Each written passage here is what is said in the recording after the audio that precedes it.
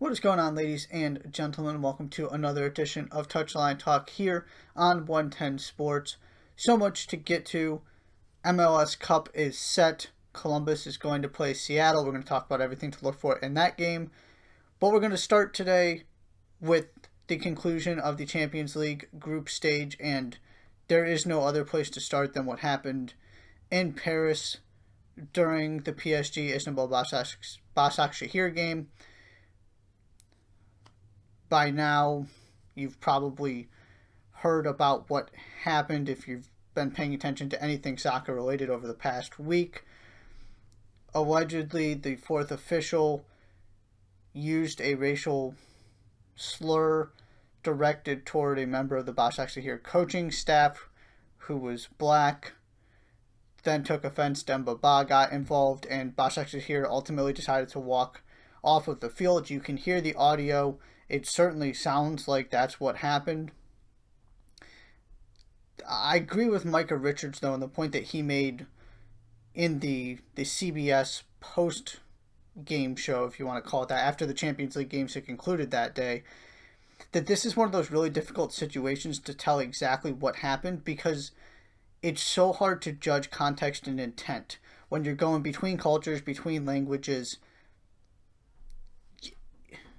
It's so hard to make a definitive statement about what this fourth official really meant to say, whether it was intended to be racist or whether it was just a cultural misunderstanding. At this point, I have no reason to doubt that what allegedly occurred did happen. But you get to the next level of this, which is, what do you make of that? Was it just a terrible mistake that he didn't mean to come across the way he did, and it just was not phrased well, and it was the lack of awareness about how a comment like that was going to be received, and just not thinking through, because it's clearly not okay? Or was this something more? But the bigger point to me, the important thing here is A, the historic nature of the response, and the idea that Başakşehir walked off the field, and not only did Başakşehir walk off, PSG joined them, and Başakşehir said, we're not playing with this official still involved in the game in any way, shape, or form. So ultimately they finished it the next day. Neymar got a hat trick. PSG took care of business. But to see that unified response and to see PSG stand in solidarity, and also to see a proactive response in a sense, of course it was by definition reactive, but this idea that instead of doubting what that assistant coach heard, what Demba Ba heard, the response was much more on the, we need to stop what's happening and get to the bottom of this, because if we're going to solve problems or make any progress, even solving problems like racism and getting racial comments and racial attacks out of society and out of sports, we have got to start giving the people who call them out the benefit of the doubt. We got to do a better job of that. If that's what they say they heard, then we need to operate under the assumption that that is what happened. Not to draw any definitive conclusions and start accusing people prematurely, but to, instead of dismissing it, to acknowledge it first and act appropriately from the proactive sense of, this can't continue if that thing really did happen. It's sort of the opposite of better to be, it's better to be safe than sorry from the standpoint of making sure that we don't let anything go unchecked. I guess that's the best way to put it. So that was the other thing I was happy to see here, is immediately action was taken. Could the referee have done a better job handling the situation? Yeah. But at the end of the day, this was progress. This was a response we have not seen before. We'll see what the UEFA investigation ultimately concludes. It's just so hard to actually be able to, like I said before, determine the intent and the motivation behind what was said. And to a certain extent, it doesn't matter, because clearly it was received offensively, and rightfully so, because it was not okay to say. But there's this gray area, as there is with many things in life and in sports, where you've got to also sort of see the other side to a degree and allow for the possibility that it wasn't intended to come across that way, while also being very diligent in saying that is not okay. We do not tolerate that. Do you understand how that came across and why that was offensive? Because we've got to all work together to make this better. So that was the story, and it was a really positive sign from my perspective to see the way this was handled, to see the show of solidarity, to see the proactivity and the assumption that when somebody says they're racially abused, we don't doubt it. We don't immediately assume that's 100% accurate either, but that we don't doubt it. We take action immediately, and we start figuring out what happened, and we make sure that nobody is placed in a situation where they feel uncomfortable or they don't feel listened to. Because too often that's how this is, part of why this has become ingrained, is that players of color have been dealing with this forever. And too often it's just dismissed, or it's, you just need to deal with it, that's part of the game, whatever it might be. This was a totally different response and a much, much better one. We'll see where it goes from here, but good for Başakşehir taking a stand saying we're not doing this. Good for PSG for following suit and really just setting a tone of no tolerance, because you can use that no tolerance for racism phrase all you want. You can throw it around all you want, like the soccer community has. But when push comes to shove, do you actually step up and carry that out? And not just say it, but do it. And that's what we saw. We saw two teams, and generally I would say the soccer community, doing that. And that was a really powerful, encouraging thing to see. So good on both teams. We'll see what the investigation turns up. I hope it was just a misunderstanding and a lack of awareness and just poor choice of words, obviously, and that there wasn't malicious intent behind it. But that only, like I said, only matters so much, because that's just not okay. We got to clean that stuff up, and this was a positive step toward making soccer a more accepting, respectful community, which is always a good thing. On the field, Champions League wise, we're just going to go straight to what happened in Group B. We'll jump back to Group A in a second here, but you're Inter Milan and you're Shakhtar Donetsk. You see Karim Benzema score twice in the first half, which means you are fully aware for 45 minutes that you're not going through to the knockout round without a goal, without a win. Inter, of course, also knew that from the beginning of the game, so there's even less of an excuse there. But the fact that this game ended 0-0 and allowed Gladbach to take that second spot is just borderline incomprehensible. Inter had some chances, Shakhtar had a couple chances, but you just didn't see the urgency you would expect for two teams that are essentially playing a win and in game to the knockout round of the Champions League, and especially for Inter, who are now in a really tricky position because they have invested so heavily in this squad. There is very little resale value. Alexis Sanchez, Christian Eriksen, Ashley Young, Arturo Vidal, Romelu Lukaku. You're not investing in these guys because then you'll be able to turn them for a profit in 2 years. You're investing in these guys to win trophies. You lose the Europa League final. You can't get out of this group, even though a glorious opportunity was presented to you that they didn't even really deserve, but they got it anyway. And they couldn't score on the team that Gladbach scored 10 times against in 2 games. Now you're chasing your rivals AC Milan in Serie A, where you haven't been all that consistent. It's been a little bit better lately. But if you don't win something, this season is a failure. They are playing to win trophies.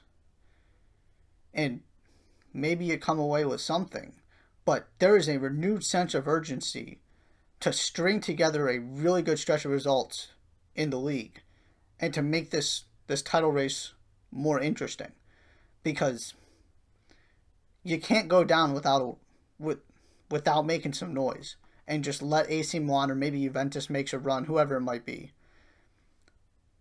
coast to a Serie A title or have two teams battling out and you not be a factor. I really thought this was going to be Inter's year, and it might still be. It's early. They're still obviously within striking distance. But that's all you've got now, which is the advantage. You don't have to worry about playing as many twice a week. You can just focus on making sure you do everything you can to be a factor in the league. And they absolutely have to. There's no way you can keep this approach going if you're not getting results.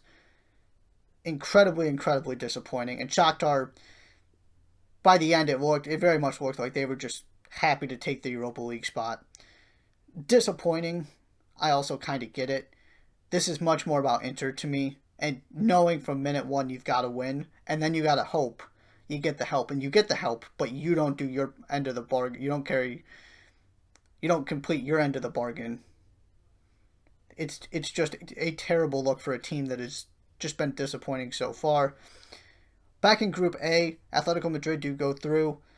Salzburg had their opportunities right from the beginning. Nearly score. Dominic Szoboszlai had a really good chance to make it interesting early in the second half. But Atleti took their chances. Salzburg didn't. Salzburg needed to win. They ultimately lose.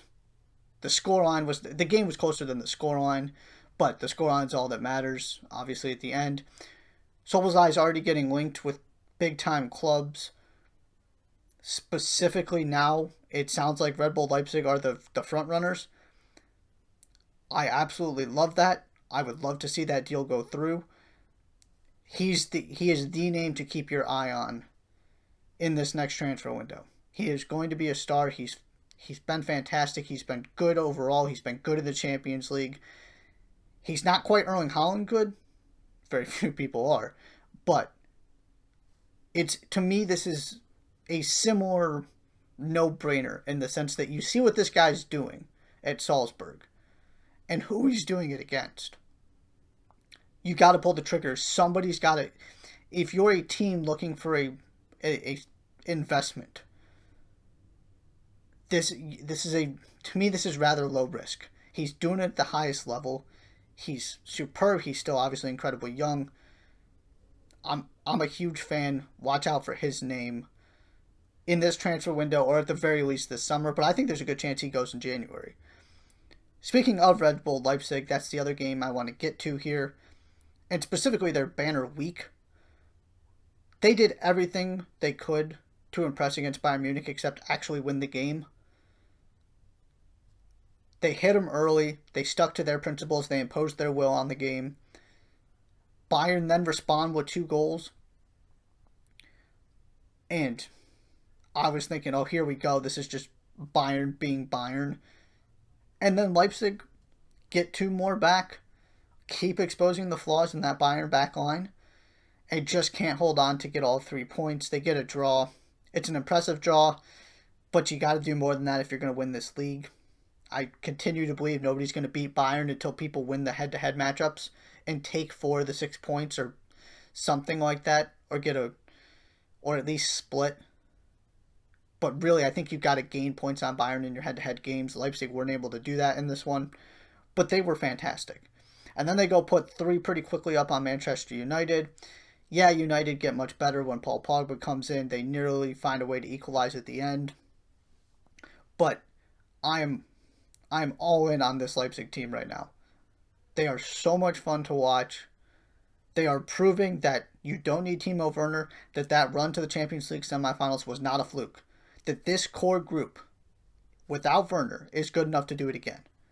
That's my takeaway. Right now, they're the second best team in Germany. Part of that is because Haaland's hurt and Dortmund have struggled without him.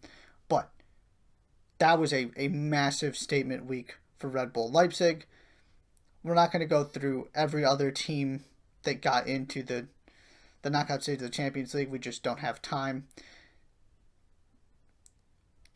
I will say real quickly, in terms of teams I want to face, if I won my group, Porto stands out for what I think are pretty obvious reasons. Just not on the same level as these other 15 teams. Also not particularly scared of Sevilla. They're good, but they've made their money in the Europa League. Have not been all that great in La Liga this season. They don't score very many goals. They're good defensively, but I'm not particularly scared of that matchup. Not entirely concerned about Gladbach either, if that's the team I draw. The teams I really want to avoid are Atletico Madrid, Leipzig, and Atalanta. Atletico Madrid because they're a top 5 team in the world right now. Atalanta because regardless of how the season's gone, they still found a way to get out of that group and they can still score 5 on you any given day. And Leipzig because I believe they're a top 10 team in the world right now. That's sort of my breakdown there. The teams that won their groups, there was nobody surprising. So you're picking between really thin margins. Probably the team I would want to face is Real Madrid and then Dortmund and Juventus. Because I want no part of Liverpool. I want no part of Bayern Munich. I don't want any part of Chelsea or PSG. So those are probably the teams I'm looking at. Real Madrid is gettable. If you get the right draw, I think that's poised potentially for an upset depending on who they end up matching up with. But there were not many surprises at the end of the day, aside from Inter not going through. And maybe Leipzig edging out Manchester United, depending on how you feel about those two teams. I wasn't all that surprised, but it is Manchester United, and specifically with the way that they started the group, I did think they were going to go through after they got those results early on. But we do have our 16 teams. We're going to see pretty soon here who's playing who in the round of 16, but we got to wait a while for those games to actually happen, which means we get to focus on domestic competitions for a little bit, which is enjoyable from my perspective. Just going back and forth between domestic and continental competitions, these European competitions, it's just a little bit draining, in my opinion. We get to learn more about where these teams match up domestically and how they stack up. So I'm excited about that as we get into this festive season and just get a little bit of a break from the nonstop action we've had so far. We're going to shift gears. Major League Soccer, we have a final. Columbus, Seattle playing for MLS Cup. For Seattle, 4th appearance in 5 years. The Crew last made it in 2015 when they played the Portland Timbers team coached by, of course, Caleb Porter, who is now at the helm in Columbus. Portland went into map-free and won that game. Caleb Porter's going to try and make it up to that fan base by preventing Seattle from doing the same thing. The big news here is that Darlington Nagbe and Pedro Santos are unavailable due to COVID testing. And medically, the technical term I believe is medically not cleared. But they're not going to be a factor in this game. It is a massive, massive blow for Columbus. Specifically Nagbe. He is so important and he does so many of those little things that make that midfield click. He is the primary reason why I love that midfield so much. I know I keep harping on that trio, but they're outstanding. They're the reason this team got out of the Eastern Conference, the reason they were the best team in the league for a decent portion of the season until 2 of them got hurt. And then you lose Santos, who is sort of the unheralded guy in this attacking setup because you have Zardes, you have Zelarayan, of course Nagbe and Archer behind him. But Santos has been one of their most effective players this season. He's been great. That loss to me just isn't as big of a deal as Nagbe, and specifically in this matchup against Seattle. Because I think the key to this game is the exact same as it was for Columbus against New England, which is you have these DPs, these stars, at the forward, center forward, striker, whatever you want to call that position. Ruidiaz is more of an out-and-out nine. Gustavo Bo is a little bit of a mix of a couple things, but the one playing up top and the one playing underneath is the creative force is the 10. For New England, it's Bo and Carlos Hill, and then for Seattle, Raul Ruidiaz, Nico Lodeiro. Columbus won that game because they were able to do enough defensively and control the game through the midfield and those two holding midfielders, Nagbe and Artur, to really bother New England Stars and to not let them have the influence on the game that they did in the previous rounds. That's why New England got as far as they did, is those guys were the best players on the field every game. Orlando, Philly, Montreal, you name it. I had optimism Columbus can win this game because that formula is applicable to Seattle as well. You can't let Lodeiro be the guy that controls proceedings, and you got to do a better job of staying in front and marking Ruidiaz than Minnesota did. I don't know how in the world he was that open on the goal he scored. It's inexcusable. You can't lose the most prolific goal scorer in the history of the MLS playoffs in the box like that. So that's, to me, the key to this game, and not having Nagbe makes that much, much more difficult to do. If Seattle win this game, it is always going to be a big what-if for me. I'll put it that way. This Columbus team is still good without him, but they're not great. My reason for concern that I listed in my Eastern Conference preview was the lack of depth. Their starting 11 is as good as any in the league. It is a complete team from goalkeeper to striker, from Room to Zardes. But they don't have Gustav Svensson able to come off the bench and win a game for you. They don't have the same kind of weapons that, for example, the Philadelphia Union have in Anthony Fontana and Ilsinho and Corey Burke coming off the bench. It's those 11 guys, and if they don't have those 11 guys, they're a good team, they're not a great one. Can they hold on for 90 minutes and get a deflection, catch some sort of break, get it to extra time, have a moment of brilliance from Zelarayan, something? The complexion of this game has changed completely for me. It went from two teams that were evenly matched that I can absolutely see a way that Columbus imposes their will and wins, just because they're the better team on that day, to Columbus has to look for ways to catch breaks. They're not going to be able to outplay Seattle. Nagbe and Santos are that important for me. Other thing to look for here, couple things actually. One is set pieces. 3 of the Sounders' last 4 goals in these playoffs have come via set piece. Both of Minnesota's came via set piece. The Reynoso free kick and then the header off with the free kick. This is the kind of thing that gets Columbus into this game, that could give Columbus the edge, give them an early lead, something to hold on to that changes the way this game is played. Because Zardes can hurt you if you're chasing this game for 70 minutes if you're Seattle. You got to find a way to apply some pressure, because I don't think Columbus is going to be able to hold on to the ball the way that Caleb Porter wants to without Nagbe and Santos. So can you get an early goal? Can you get a free kick? Something off a corner? Seattle has been allowing those kind of opportunities. Minnesota took advantage. And also, can you just do a better job marking on set pieces? Because if you're giving up set pieces in addition to what Lodeiro and Ruidiaz and Jordan Morris can create, you're pretty much done for. So that's the sort of other X factor I'm looking for outside of the battle in the midfield and whether they can control and slow down Lodeiro and Ruidiaz. The other thing is, what does Brian Schmetzer do with his lineup? I will continue to believe he got it wrong in that Minnesota game. Not starting Calvin Leerdam, not starting Brad Smith, not starting Gustav Svensson. You can argue Nuhu should be there over Brad Smith, and the Brad Smith gives you something different as a sub. That I'll be okay arguing.